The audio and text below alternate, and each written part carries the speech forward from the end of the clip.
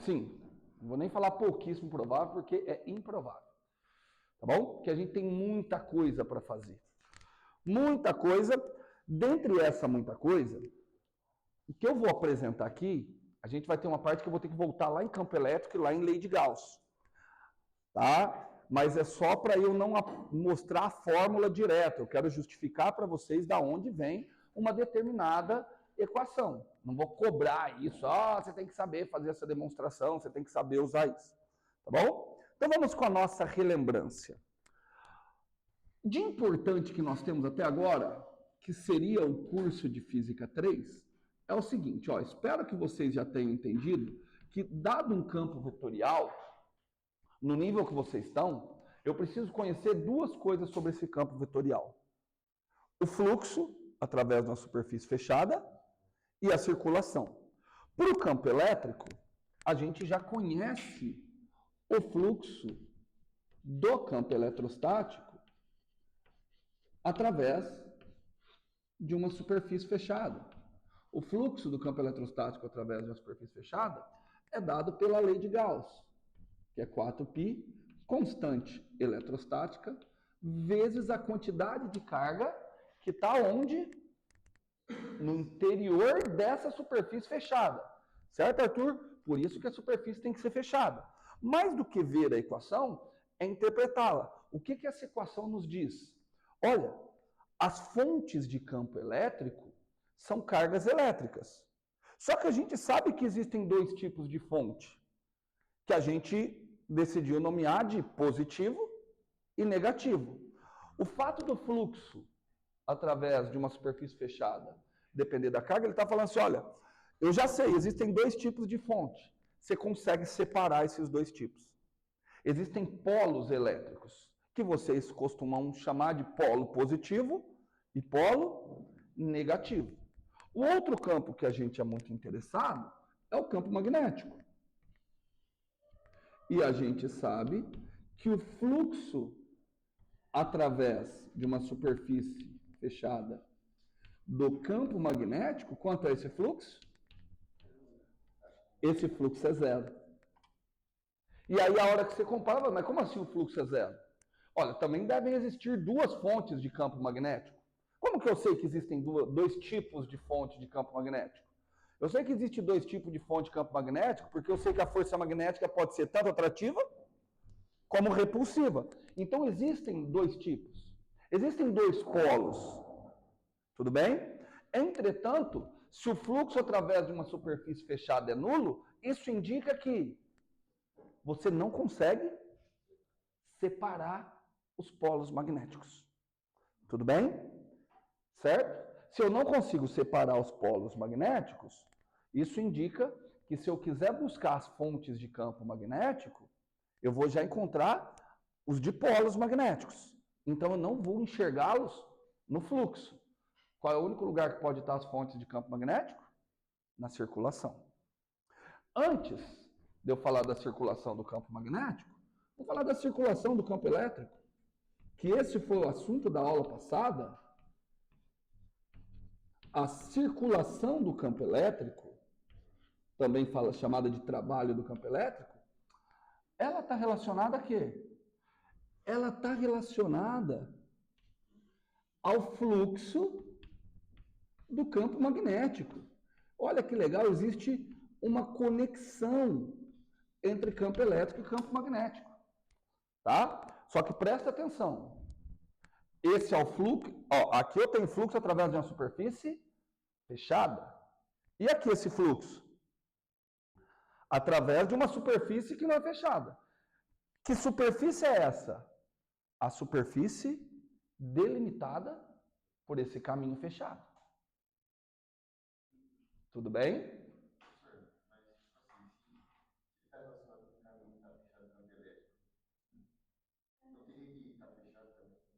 A curva?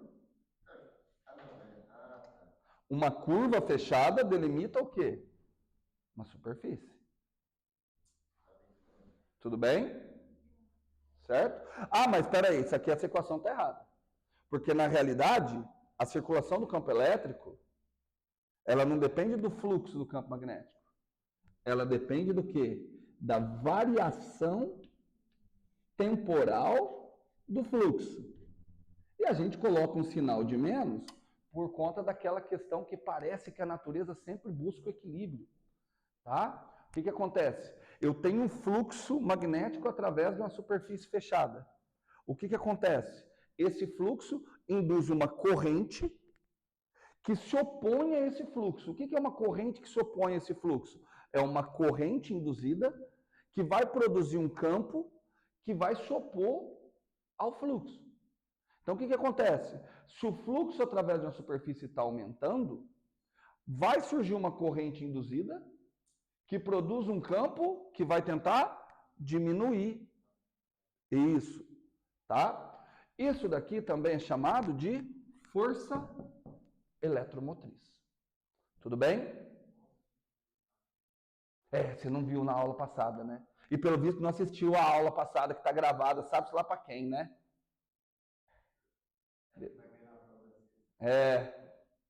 A máquina vai cair na prova da sexta?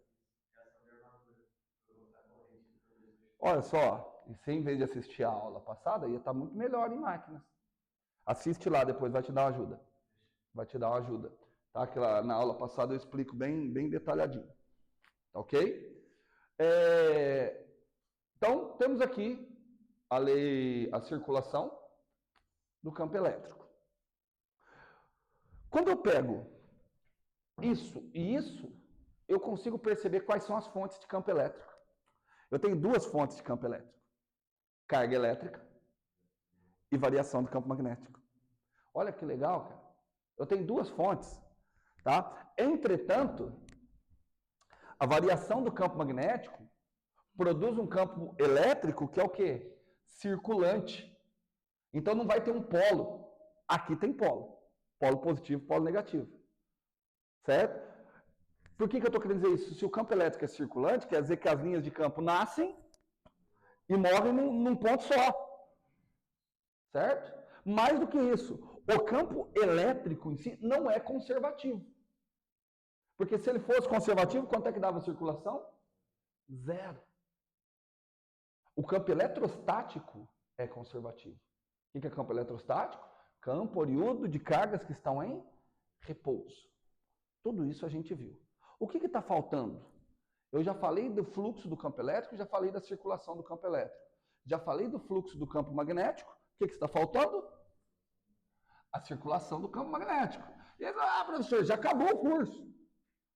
Porque eu já vi que a circulação do campo magnético é igual a 4π constante magnética. Gente, olha que coisa linda, cara. Segue a mesma ideia, né? Cara, é muito lindo. Só que aí aqui, ao invés de vir... Ó, aqui vem as fontes de campo elétrico. Então, aqui quem vai vir? Fonte de campo magnético. Quem é a fonte de campo magnético? Corrente elétrica. Cara, olha que coisa linda. Só que eu tenho que interpretar. Qual que é o significado daquilo? Ó, a circulação do campo magnético é igual a 4πkm, foda-se o que isso for, certo? 4πkm, vezes a corrente. Que corrente? A corrente que atravessa a superfície delimitada por aquela curva fechada. Certo? Fácil de entender? Quando está fácil de entender, vocês têm que tomar cuidado. Tanto que tinha uma questão na prova que era mais fácil de toda a prova, né? A questão 5, eu só dava as curvas e dava as correntes, era só ver o que estava atravessando e o que não estava, né? Estava de grátis aquela questão. Vamos para uma pausa. Vamos para uma pausa. Vamos ver se vocês entenderam mesmo? Vamos tentar ajudar o meu amigo Cassotti. O Cassotti estava falando muito mal de você antes de você chegar, tá? Que não, depois a Paola conta. Que assim, pegar a sua prova é irritante. Não, que baderna. Você está ofendendo a baderna com aquela tua prova. Cara, é muito bagunçado, cara. Pelo amor de Deus. Não ri não, que a tua também não muda. Cara, embora tenha alunos aqui nessa sala que mandam uma prova, assim, numa organização sensacional. Pena que está tudo errado. Não, verdade, cara. Essa sala aqui quer ter umas provas assim que você fica... Agora eu vou ensinar vocês, vou falar enquanto professor, cara. Quando a prova vem organizadinha, bonitinha, estruturada, você tem dó de dar nota baixa. Tô falando de verdade, cara. Cara, é inconsciente. É inconsciente. Quando é assim, pode estar escrito a mesma coisa. Se tá tudo bagunçado, a tua tendência é, cara, não vou considerar isso aqui não. Tomar no rabo, moleque. Até eu achar isso aqui. Ah, tá doido, você tem que dar 2 voltas. A prova do caçote é assim, ó. Então, aí tem uma seta aqui embaixo, aí uma seta lá em cima, continua na folha extra. Aí você vai procurar a folha extra que é lá embaixo. Aí tá lá, folha, volte para... Cara, tá doido, moço? Não, tem que ter boa vontade, tem que ter boa vontade. Mas agora falando sério, organizar, porque, cara, vocês vão ser engenheiros, vocês vão fazer relatório, cara. Você entrega um relatório daquele jeito ali, você tá lascado. Certo? Organizar mais. Vamos lá, vamos fazer o seguinte, vou ajudar vocês um pouquinho. Ó. Vamos imaginar... Ah, vocês também fizeram a disciplininha aí de circuitos, né? Eu tenho prova de circuito essa semana. Sexta-feira. Oi? Não, ele voltou. Voltou para dar prova. Sorte que eu só preciso tirar meia. Mas... Oi? Vocês precisam tirar só meia? É, na prova que vale 2,5. Eu preciso tirar meia na prova que vale 10. É um pouquinho diferente. Você precisa tirar 0,6 na prova que vale 2,5. É.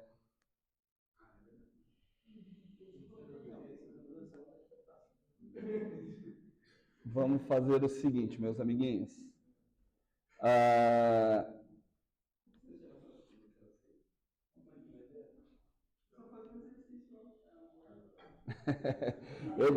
Eu gosto dessa simplicidade. Tá tranquilo, é só fazer um exercício.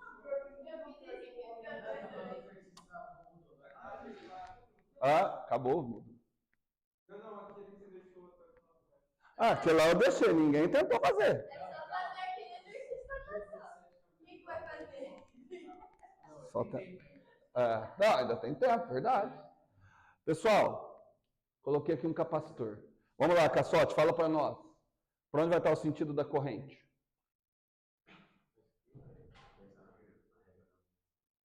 Sentido da corrente.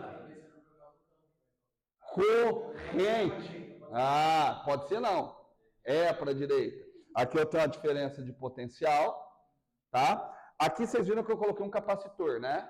Então, a primeira grande diferença é que para que exista realmente corrente, aquela fonte não pode ser uma fonte contínua. Não sei se a Civil chegou a ver isso. Que você não consegue colocar corrente com tensão contínua em um capacitor. Tá? Certo? Vocês colocaram, tá? Precisa ser uma corrente variável. O capacitor, ele vai funcionar como um circuito aberto. Não, se fosse fechado era curto, né? Ele funciona como um circuito aberto para tensão contínua.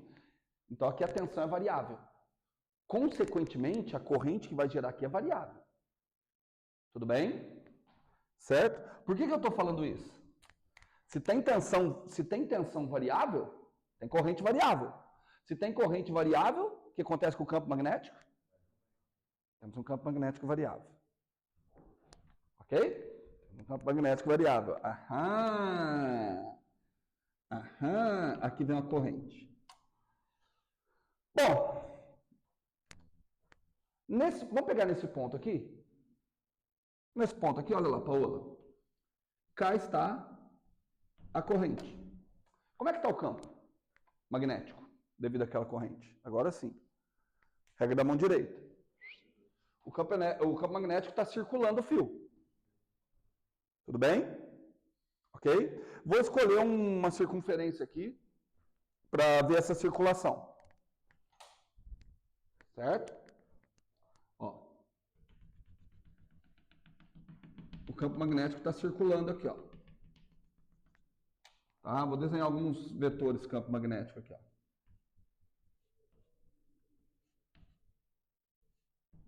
Tá ali. Certo? Acho não, você está coberto de razão. O campo magnético que eu desenhei no sentido errado. Eu ia fazer errado de novo, né? Ele está... Ó, tá para cá, sim. Certo? Cá está o campo magnético. Eu não estou preocupado em calcular o valor desse campo magnético, mas eu estou preocupado em calcular a circulação. Como é que eu calculo a circulação do campo magnético? 4π km vezes I. Que corrente é aquela? A corrente que atravessa a superfície delimitada pela curva a qual eu estou calculando a circulação. Poderia ser a corrente que atravessa essa área aqui? Essa é a área que delimita aquela curva? Sim ou não? Certo, Duda? Fala aqui que você não está entendendo. A pergunta é a seguinte. Quando eu não estou calculando a circulação do campo magnético, a circulação é 4π km, esquece, é uma constante, vezes a corrente. Que corrente é essa? É a corrente que atravessa a superfície delimitada por essa curva fechada. Estou perguntando, pode ser isso aqui? Pode? Então vou fazer a pergunta de uma outra forma. Quantas superfícies são delimitadas por uma curva? Infinitas. Certo? Se eu pegar uma circunferência aqui, fala Felipe, se eu pegar uma circunferência aqui, essa área aqui está delimitando essa circunferência. Ó, vamos pegar aqui, ó. Visão tridimensional. Essa área é delimitada por aquela curva. Só que essa outra área também é delimitada por aquela curva. Delimitada significa fronteira. Certo? Tudo bem? Tá bom. Show, né? Então tá.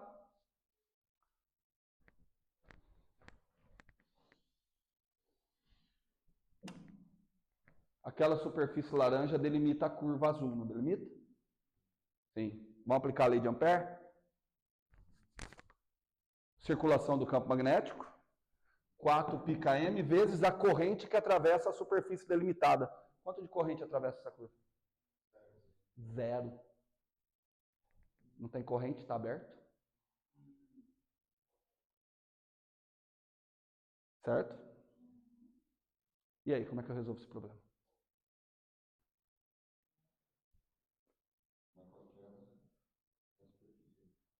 Não, o problema é o seguinte.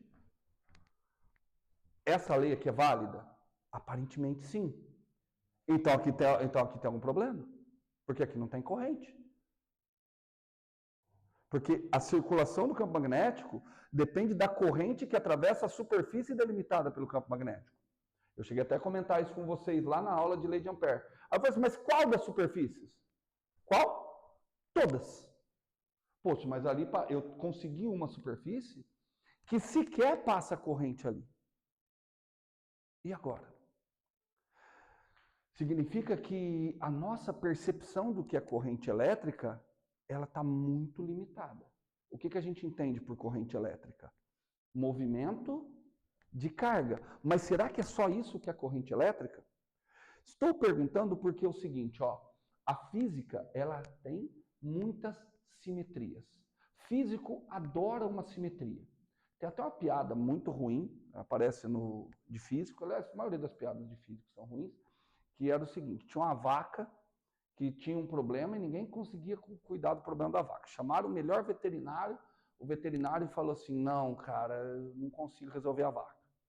Chamaram o zootecnista foi lá também, não conseguiu resolver o problema da vaca. Aí chamaram um físico. Aí o físico falou assim, peraí, primeira coisa, vamos supor que a vaca seja redonda.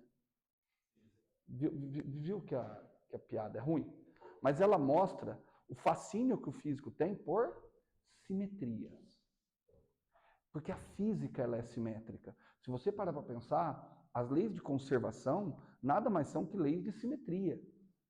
Tá? A lei de conservação do momento angular ela é uma questão de simetria rotacional.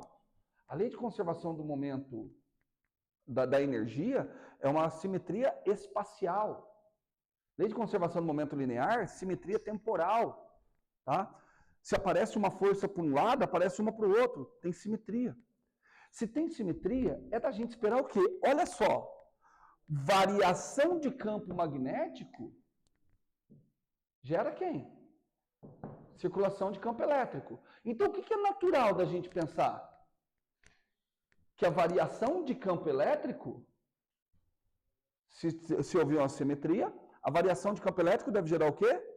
Circulação de campo magnético. Portanto, deve ter alguma corrente que não é relacionada diretamente ao movimento de cargas. Deve ter alguma corrente elétrica que é vinculada à taxa de variação de campo elétrico. Ah? Isso.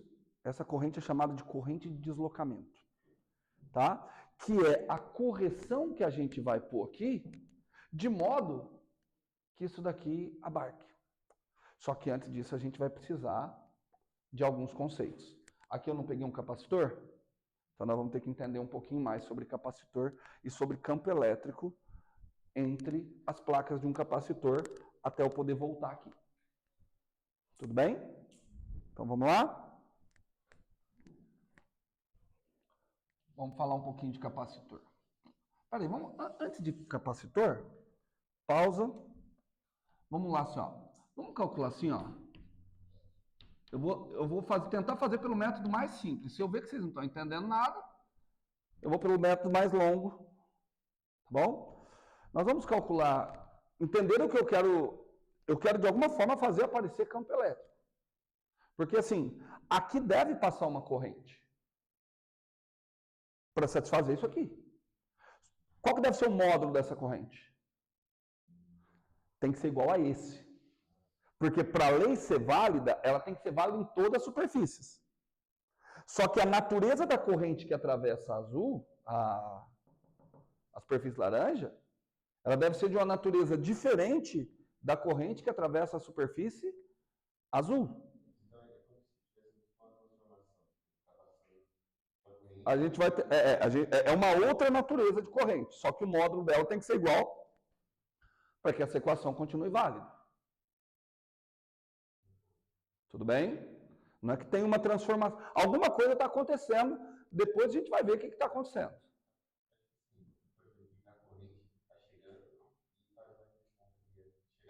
Não está parando. Aí não é. Está parando que foi Sim. eu pensei, mas é tipo, essas cargas que estão meio que acumulando. Aí é que a gente vai ver. Por isso que as cargas que estão acumulando devem estar gerando um campo elétrico. Perfeito? Só que o campo elétrico que ela está gerando é um campo elétrico constante ou variável?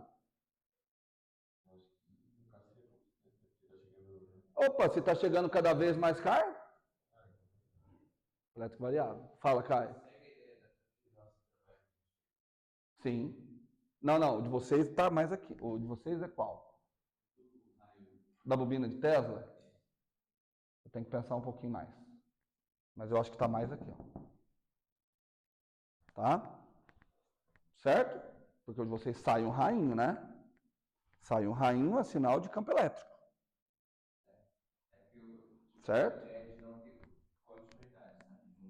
Sim. Ah, tá. Da transmissão, né? Ah, e nesse ponto, sim. Nesse ponto, sim. Porque, assim, a gente não pode esquecer de um plano. Não pode esquecer, Caio, que campo elétrico, força elétrica, força magnética são forças de campo. Elas agem à distância, não precisa ter uma conexão. Certo? Tudo bem? E aí é por isso também que a corrente tem que ser variável. Tá bom? Então, eu vou usar mais a imaginação de vocês. Imagina o seguinte, eu tenho um plano. Eu tenho um plano. Eu tenho um plano. 1, 2, 3.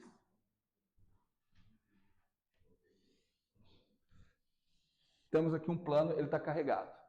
Vai lá, Lucas, você quer que ele esteja carregado de maneira positiva ou negativa? Positiva. Então, ele tem uma carga total mais que aqui, ó. É um condutor. Por que eu estou falando condutor? Porque se é condutor, toda a carga está na superfície. Eu não preciso olhar para o volume do condutor. Tá bom? Nesse plano, se eu pegar um ponto aqui, ó, perto dessa borda, o que você espera que aconteça com o campo elétrico? Que ele esteja apontando para onde? O campo elétrico é saindo. Certo? É saindo da carga. Mas ele pode estar para cá, ele pode estar reto, ele pode estar para lá. Vou pegar 3 pontos. Peguei ali, peguei exatamente o meio e peguei outra borda.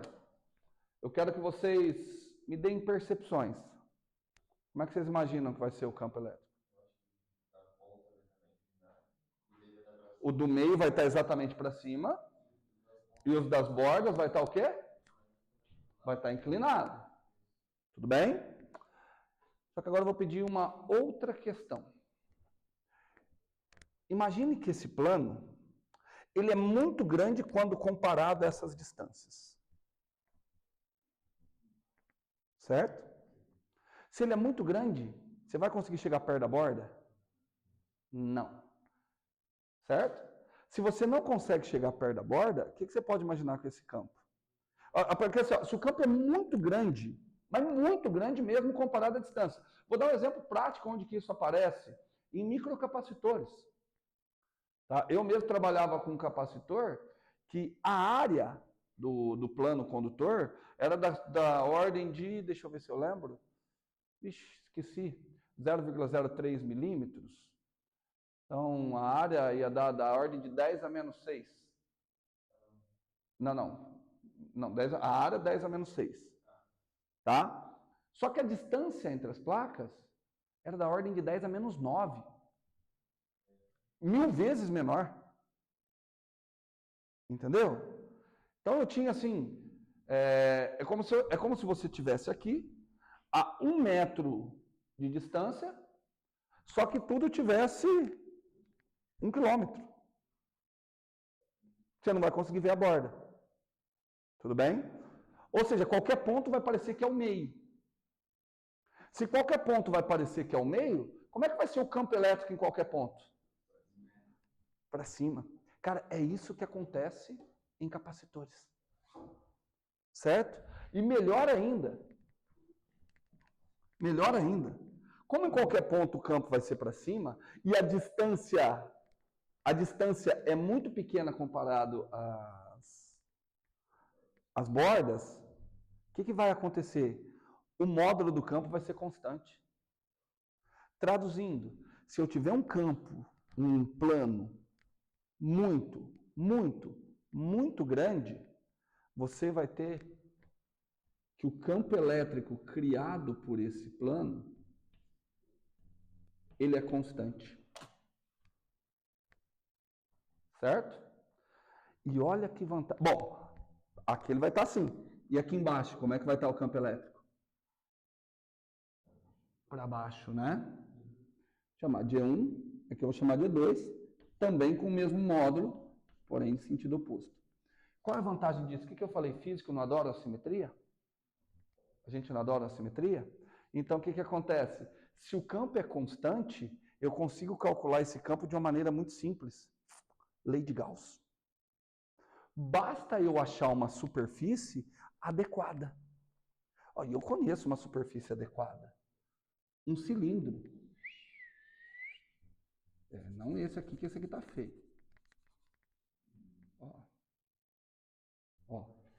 Eu pego aqui um cilindro. É que agora o plano aqui ficou grande, ó. Certo? O cilindro está atravessando o plano. De acordo? E aí eu consigo calcular, com aquele cilindro ali, eu consigo calcular o valor do campo. Já que eu estou fazendo todas essas considerações, qual que é a consideração principal? Que o campo elétrico, que o plano é muito grande comparado às distâncias ali. Tudo bem? Vamos calcular o fluxo de campo elétrico?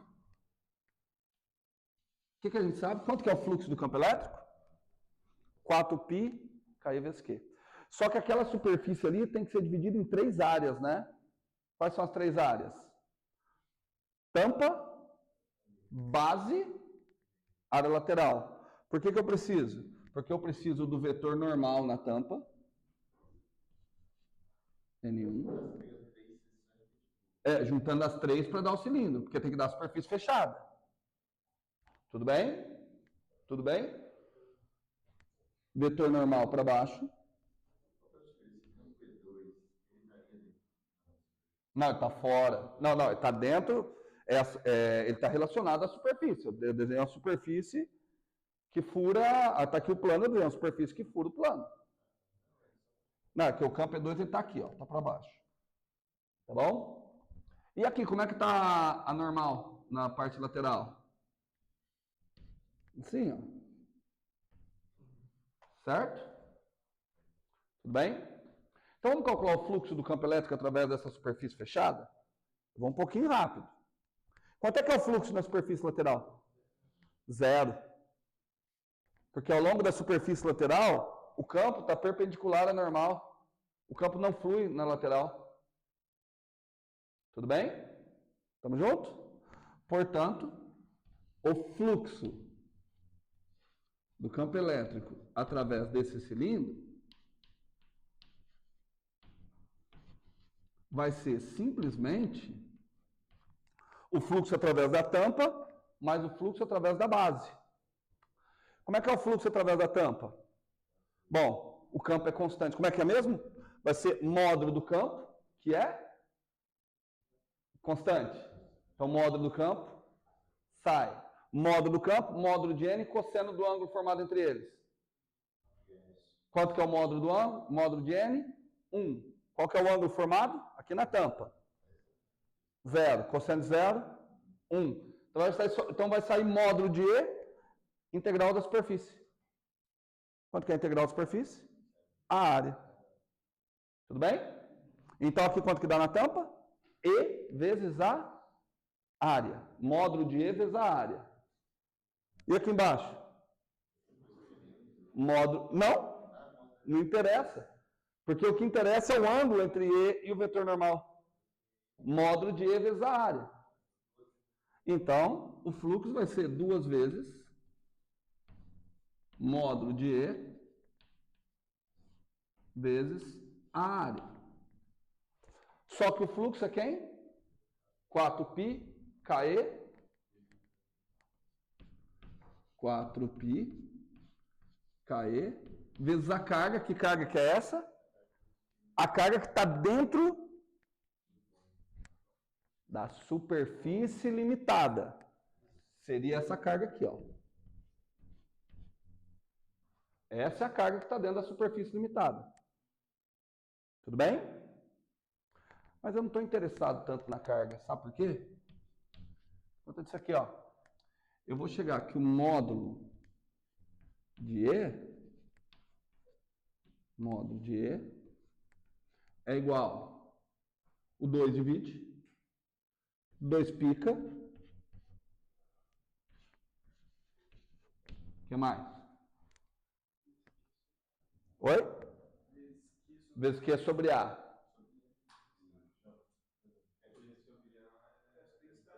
Densidade. Olha que legal. E faz todo sentido, né? Isso se a distância que eu estou do plano é muito pequena comparado às dimensões do plano. Então, esse é o módulo do campo elétrico que é constante.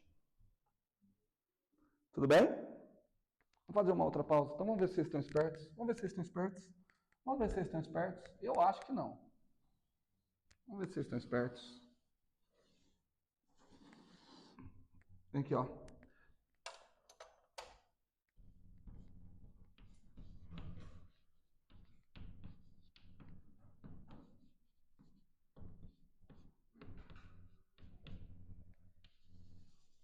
Vamos ver.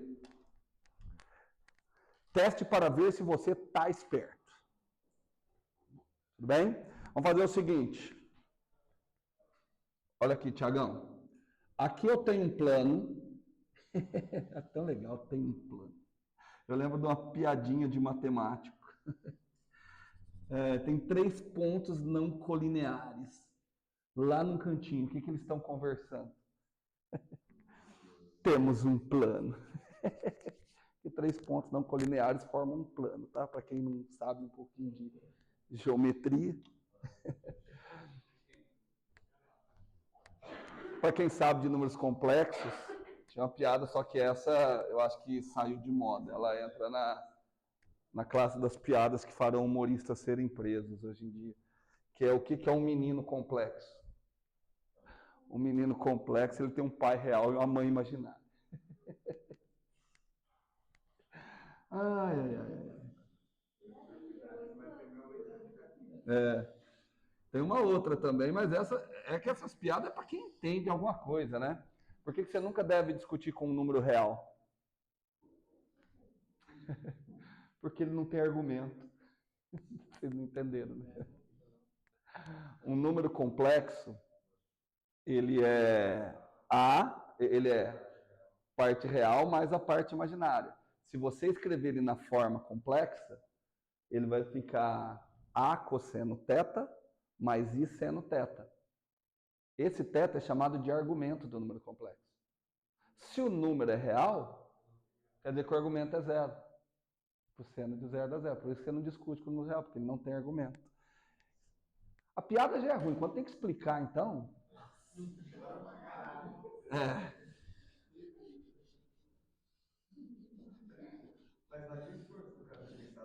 Não, a piada é boa pra caramba. Tem outra. Estava tendo uma festa e todas as funções foram convidadas para a festa. A festa das funções.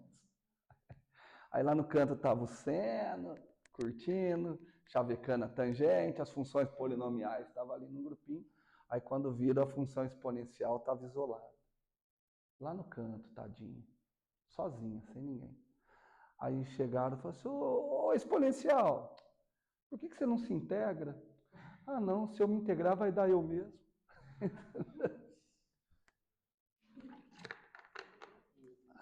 Ai. E aqui? Não, essa é... Pior que a piada é legal, cara. Essa é um pouquinho ruim, mas... É só um pouquinho. Deixa eu ver se eu estou fazendo meu plano certo. Nope.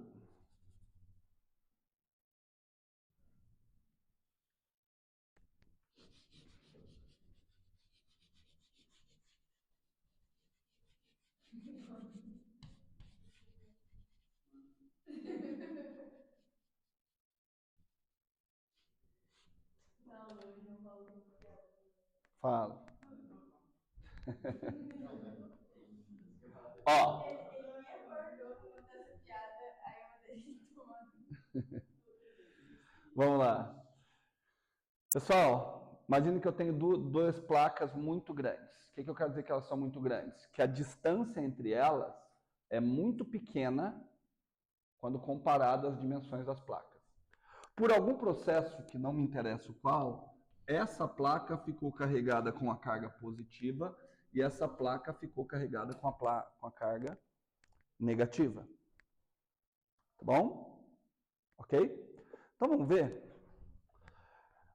Vamos analisar o campo elétrico aqui fora. O campo elétrico ali fora. Eu posso analisar o campo elétrico ali fora pelo princípio da superposição. Essa placa aqui, um campo aqui que é para onde? Para cima, que vale quanto? O módulo dele é 2π sigma. Essa placa cria um campo que é para onde? Para baixo. Quanto que é o módulo desse campo? 2π sigma. Quanto que dá o campo aqui fora?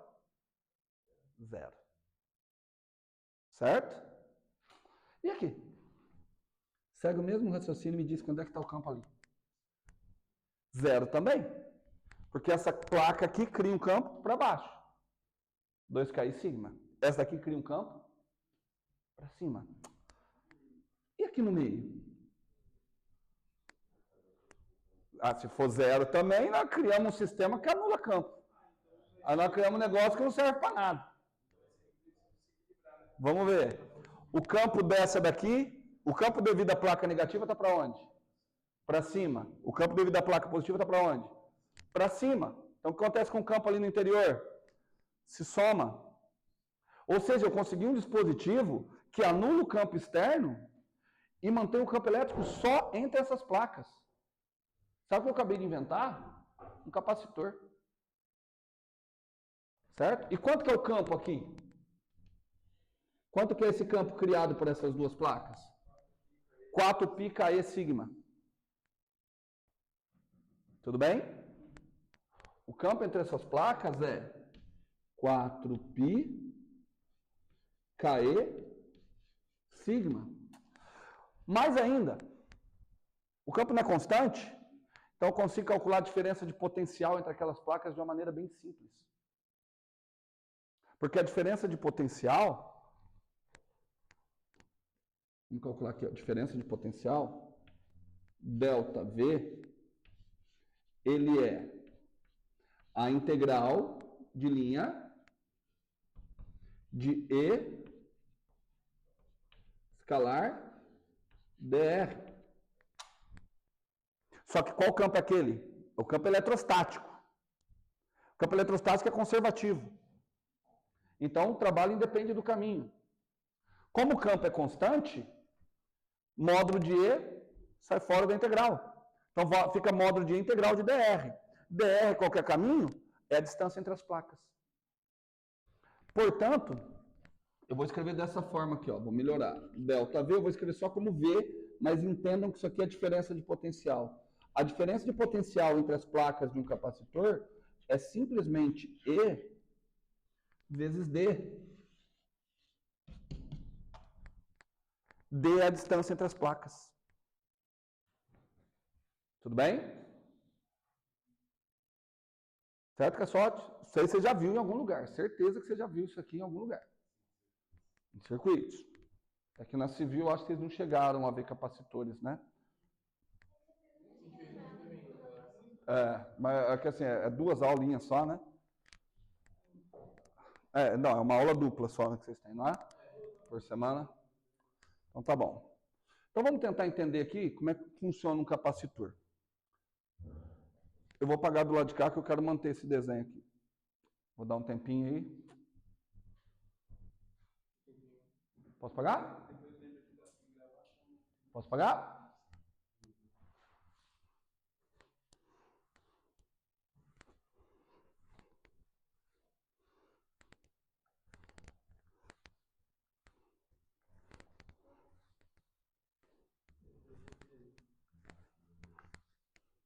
Ó,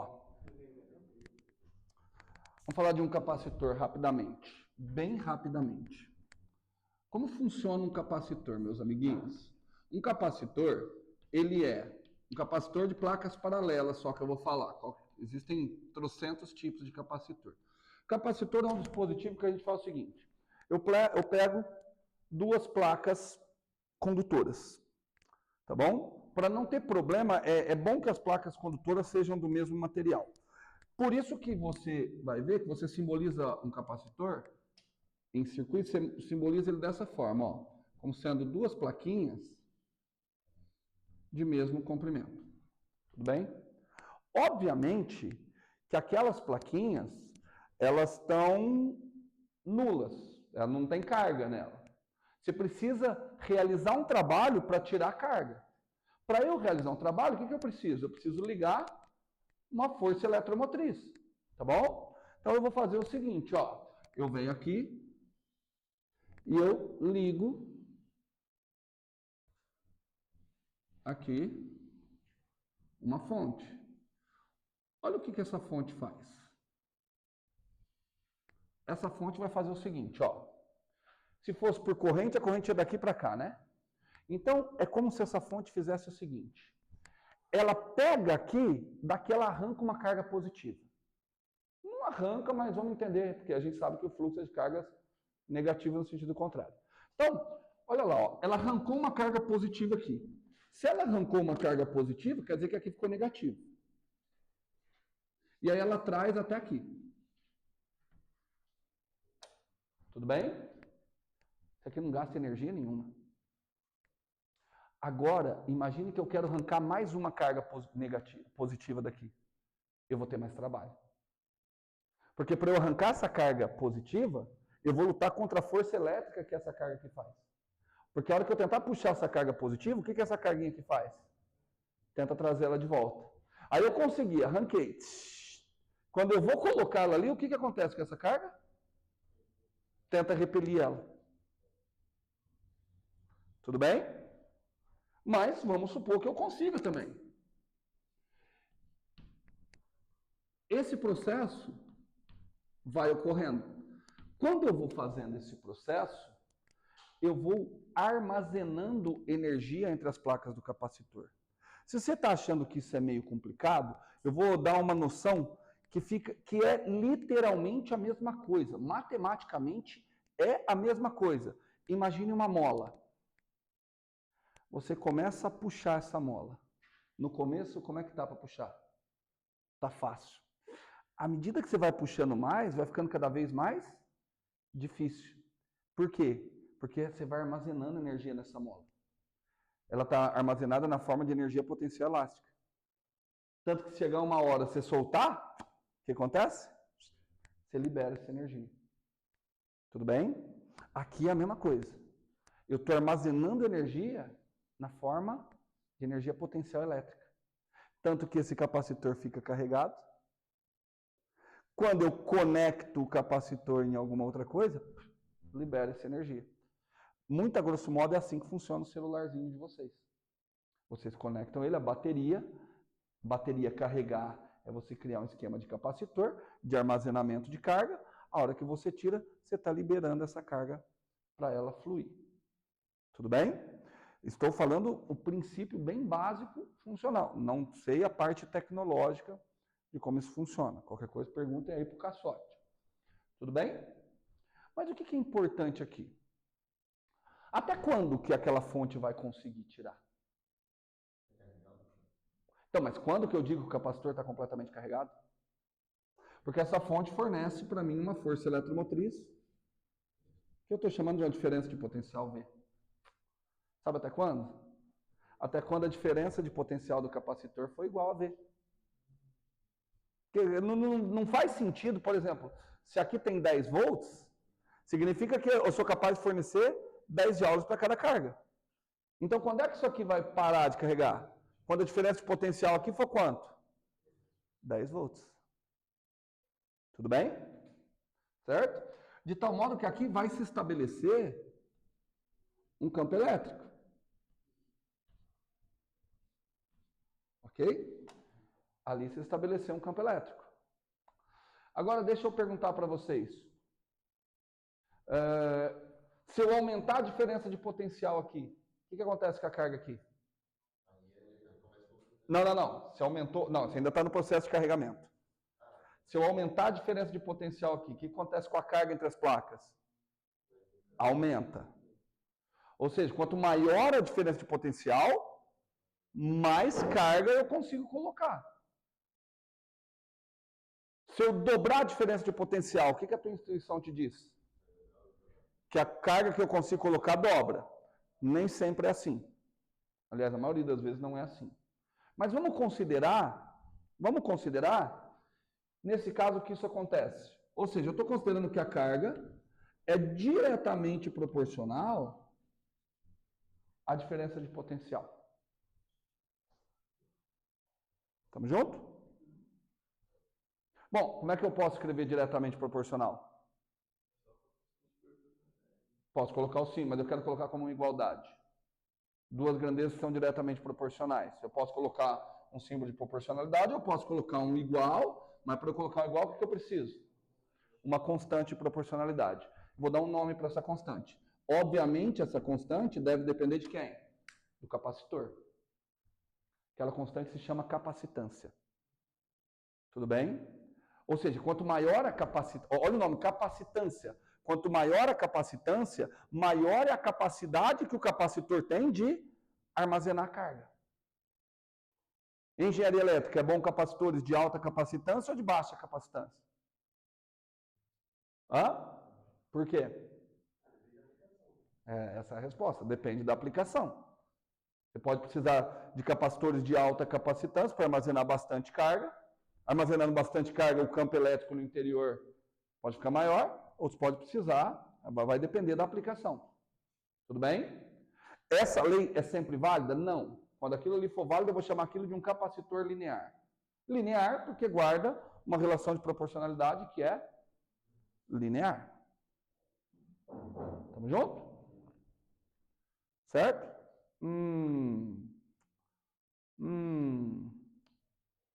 Cara, do que vocês acham que depende essa capacitância? É uma propriedade do material, mas do que vocês acham que depende essa capacitância?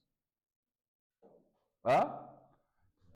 Cara, isso aí você está sendo legal, porque, cara, é meio óbvio que vai depender da distância, né?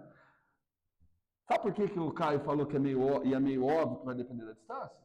Por conta disso aqui, ó, que a carga é igual a capacitância vezes a diferença de potencial. Quanto é que é a diferença de potencial? E vezes D. Então, E vezes D.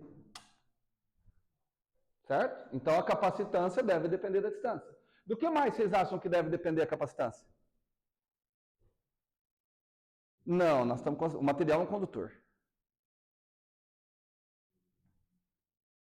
Ó, vamos pensar. Quanto maior a capacitância, mais carga eu consigo colocar ali. Do que mais deve depender a capacitância? Da área, né, cara? Quanto maior a área, o que vocês acham? Maior a capacitância, só que eu não consigo colocar a área ali. Vocês não conseguem. Eu consigo. Sabe por quê? Porque eu sou mais esperto que vocês. Ao invés de eu escrever carga, eu vou escrever aqui densidade vezes área igual a capacitância vezes, ao invés de escrever campo elétrico, quanto é que é o campo elétrico entre as placas de um capacitor? 4π constante elétrica vezes D. Tudo bem? Não, 4π constante elétrica vezes D é sigma. V sigma. Olha que legal, V sigma. Por que ficou legal V sigma? Porque o sigma. Tchau. Portanto, meus amiguinhos, olha só, vê se não faz todo sentido do mundo. Como que fica o cálculo da capacitância, ou seja, a capacidade que um capacitor tem de armazenar carga? Ó, fica a área dividido por D, essa parte faz todo sentido. Quanto maior a área, mais carga. A parte do D, para mim, não faz tanto, não é intuitivo. Vezes quanto? Nossa, gente, olha que coisa linda. 4π constante elétrica. Quem que falou que dependia do material? É óbvio que depende do material. Como é que eu estou vendo na fórmula que a capacitância depende do material? Porque aqui está 1 sobre 4π constante elétrica. Que constante elétrica que é essa? Constante elétrica do vácuo. Se ao invés de vácuo tivesse água, o que ia acontecer? Como é que ficaria a fórmula? 1 sobre 4π, constante elétrica, da água. Qual dos casos vocês acham que a capacitância seria maior? Da água, né? Porque é só você pensar. Esse KE, ele aparece na fórmula da força elétrica, entre duas cargas. Quando não tem nada entre essas duas cargas. Se tiver alguma coisa entre essas duas cargas, água, por exemplo, o que acontece com a força elétrica? Vocês acham que ela aumenta ou ela diminui? Aumenta? Não. Não chuta, Arthur ou Augusto. Pensa. Você tem duas cargas. Tudo bem? Não tem nada influenciando a transmissão de campo elétrico entre elas. Se você põe alguma coisa, o que deve acontecer? Diminuir. É uma força de campo que depende do quê? Carga elétrica.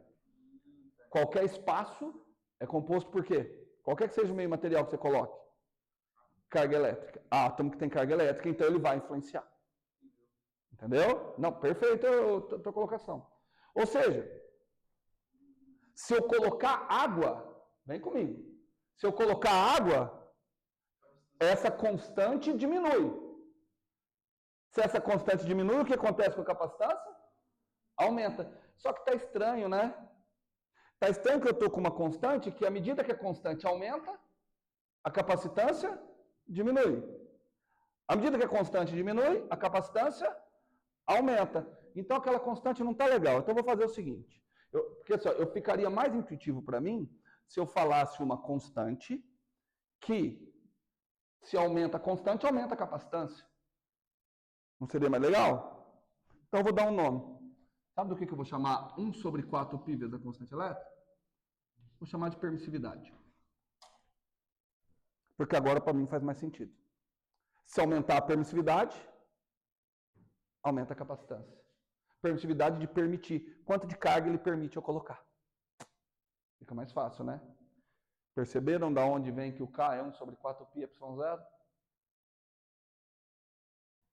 Porque se eu estou falando que ε0 é 1 sobre 4 π constante elétrica, eu também estou dizendo que a constante elétrica é 1 sobre 4 π ε0.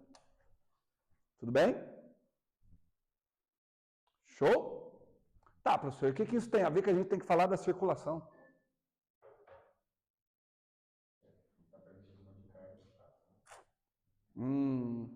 Deixa eu ver. São 10h28, que hora que é o recreio? Mas agora não adianta mais ter recreio, né? Porque vocês não têm mais lanche, não tem mais cantina. Não tem cantina. Eu acho que se eu tocar direto, eu vou mais meia hora. No máximo 40 minutos. Toco direto ou vocês querem recreio para ir paquerar as menininhas do ensino médio?